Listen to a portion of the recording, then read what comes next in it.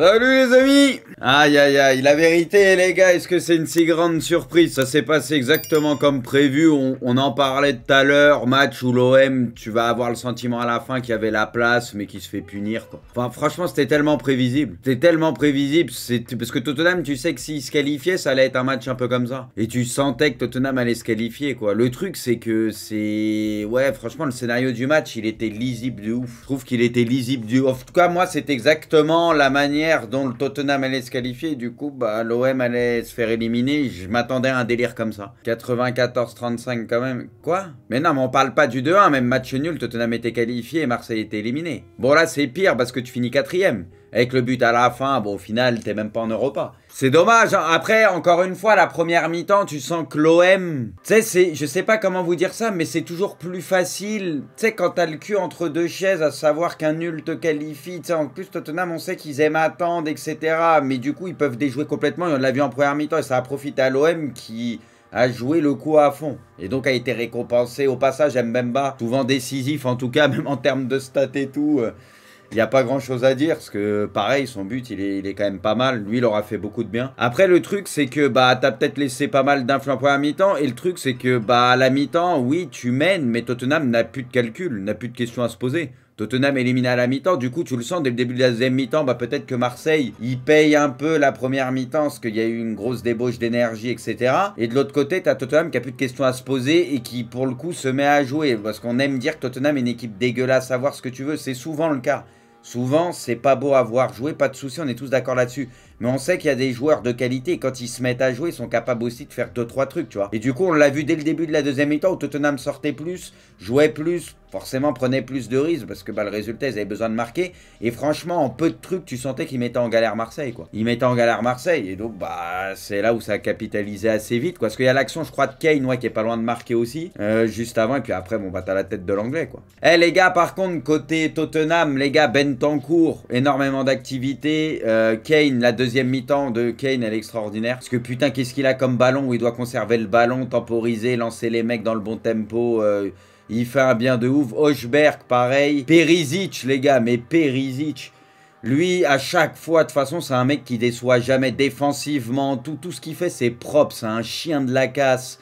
Mais laisse tomber Perisic, mais Perisic, c'est abusé. Bissouma, ouais, très bien aussi. Donc voilà, après, tu sentais qu'il y avait les vieux briscards, quoi. Pourquoi il sort Klose? Mais vous l'avez trouvé bon, Klose, les gars? Moi, je l'ai trouvé dépassé, sérieusement. Côté Marseille, j'ai trouvé Klose.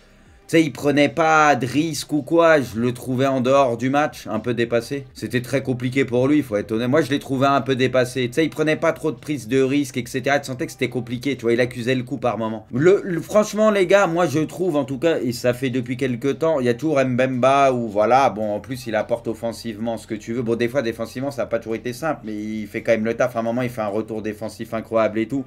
Mbemba, l'un des meilleurs de Marseille. Et il y en a un autre où, offensivement, je trouve que c'est le mieux depuis quelques temps, c'est Harit. J'ai le sentiment que c'est le seul qui peut apporter la petite étincelle devant. Je sais pas si vous avez le même ressenti que moi, c'est le seul où quand il touche la balle, ses prises de balle, des contrôles orientés, des trucs où il peut se passer un truc. Le reste, je trouve, les gars, c'est trop lisible. Sanchez, oui, mais Sanchez, c'est par ses courses.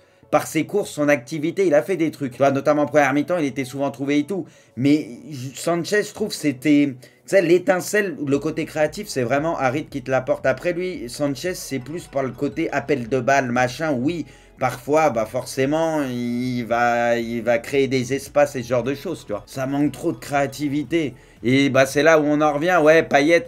Moi, ce que je comprends pas sur le coaching de Tudor, c'est que à la fin, autant tenter un mec comme Payet, tu sens que t'as pas de créativité. L'un des rares qui peut t'apporter peut-être cette créativité, c'est Payet. C'est sur une frappe de loin, une passe, un coup de génie. On sait même si c'est peut-être pas le Payet prime, ce que tu veux. Ouais, tu peux le tenter, tu vois, tu peux le tenter, Payet. C'est un des rares qui peut t'apporter ça à la fin du match. T'as plus le choix. C'est dur à comprendre. Sinon, les gars, moi, j'ai trouvé honnêtement, bah après en première mi-temps, tout l'OM a été bon parce que bah Tottenham défendait et voilà. Mais Verretou, bon, il a souvent été critiqué ces derniers temps, mais à un moment, il a quand même fait du bien. Même Rongier, il a quand même fait du bien, faut le dire. Under, ouais, son entrée, bah notamment le centre pour Kolasinac. Le centre, les gars, il lui met un caviar.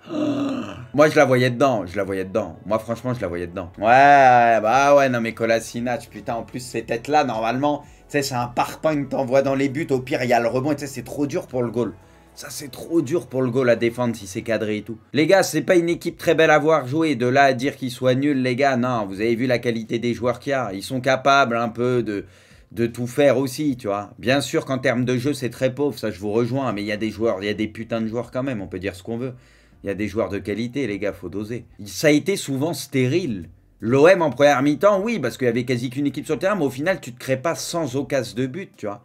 C'est toujours comme ça qu'il faut voir les choses. Tottenham, ils rentrent du vestiaire en deuxième mi-temps. En peu de temps, ils accélèrent pendant 5-10 minutes. Ils se créent 2-3 grosses situations de but. Voilà. C'est comme ça que tu vois machin. Tu peux avoir le ballon, tu peux machin. Mais au final, l'OM, les gars, ils n'ont pas sans occasion de but. Mais là, c'est vrai que tu es bridé parce que sur tes joueurs offensifs, tu as peu de bons joueurs de tête ou ce que tu veux. Tu as peu de taille. Il te manque peut-être ce pur neuf. Je suis complètement d'accord avec toi. Ouais. Bon, en tout cas, les gars, c'est dur parce qu'au final, putain, Marseille, c'est une série, là, elle va faire mal. Hein. Parce qu'en championnat, là, tu finis 4ème, t'as plus de Coupe d'Europe. Avec les mecs qui sont saoulés, qui chauffent le banc et tout, là, ça va... Ouais, c'est un match qui va laisser un peu des traces, quoi.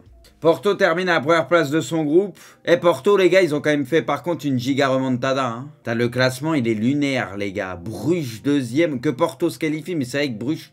On va pas se mentir, tout le monde voyait l'Atlético favori, et même les Leverkusen, on se disait, bon, faut faire attention. T'as quand même l'Atlético avec 5 points. Hein. Et Porto qui était mal barré au début, mais les gars, ils ont fait... Porto, ils avaient fait 2 défaites sur les 2 premiers matchs, non? Et ils gagnent du coup leurs 4 derniers matchs. Et du coup, bah, l'Atlético, catastrophique. Hein. Sans surprise, ça va même pas en... Europa League, quoi. Griezmann, nous ne méritons pas de passer en 8ème de finale ou en Europa League si on peut pas gagner un match en phase de groupe. C'est ce qui arrive maintenant.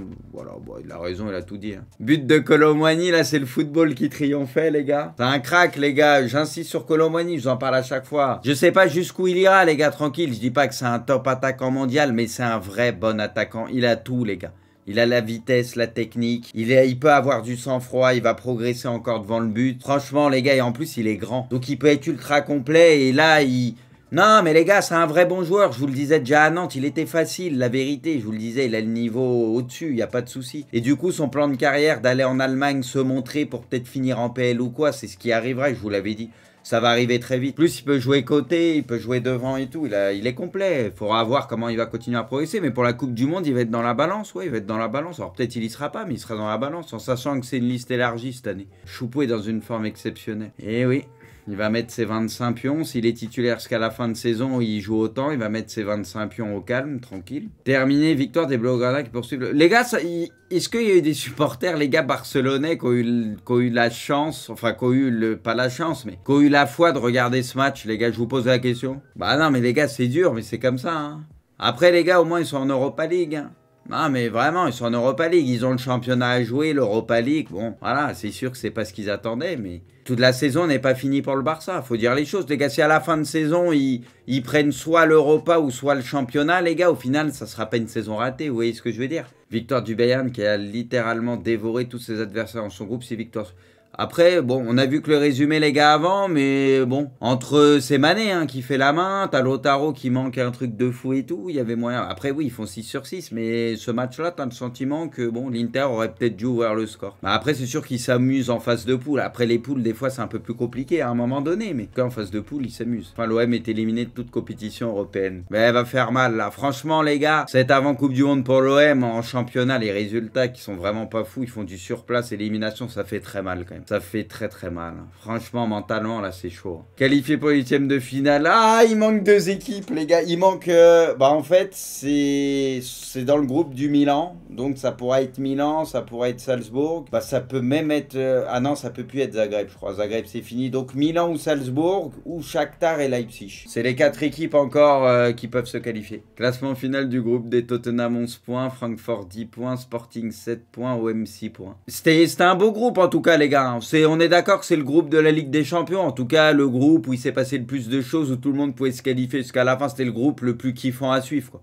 Après, on aurait préféré, bon, il y en a certains parmi vous, vous allez dire non, mais on aurait peut-être préféré une issue un peu meilleure, tu vois, pour Marseille, mais au moins, il y a eu du suspense, ça s'est tapé jusqu'à la fin, tu vois. Ça s'est tapé jusqu'à la fin pour tout le monde, c'était un groupe intéressant, quoi, c'est dommage que l'OM, bon. Francfort se qualifie pour les 8e de finale de la LDC pour sa première participation en Saint depuis 1900, ça c'est fou, les gars, et grâce à Randall. Choupo, il est homme du match, mais faites-le jouer jusqu'à la fin de saison, il va aller chercher le record de Lewandowski, qui avait été chercher le record de Gerd Müller. Ah ouais, Tudor était littéralement sur la pelouse pour incendier ses joueurs. Mais il est ravagé, les gars, mais je l'avais pas vu, ça. C'est pour ça que vous me disiez, mais c'est même pas, il était un peu sur la pelouse, c'était le 12e joueur, quoi. Ah ouais, au calme.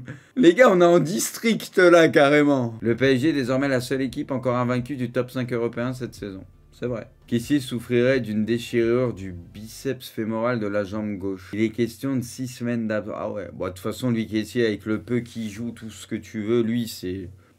Ah bah après, c'était prévisible. Hein. C'est sûr que c'est au Barça, voilà. Bon, après, il a pas eu sa chance aussi, comme il le faut peut-être, mais c'était prévisible qu'il allait pas avoir le temps de jeu qu'il avait. Oui, bah peut-être qu'il jouait ce soir, mais parce que ce soir, c'est un match spécial. Mais depuis le début de saison, il a pas été peut-être assez utilisé, on va pas se mentir. Je leur disais de rester, mais ils n'entendaient pas avec le public, il y avait trop de bruit, ils n'ont pas pu... Ah, ok, c'est ça, ils voulaient leur dire de garder la 3e place, quoi.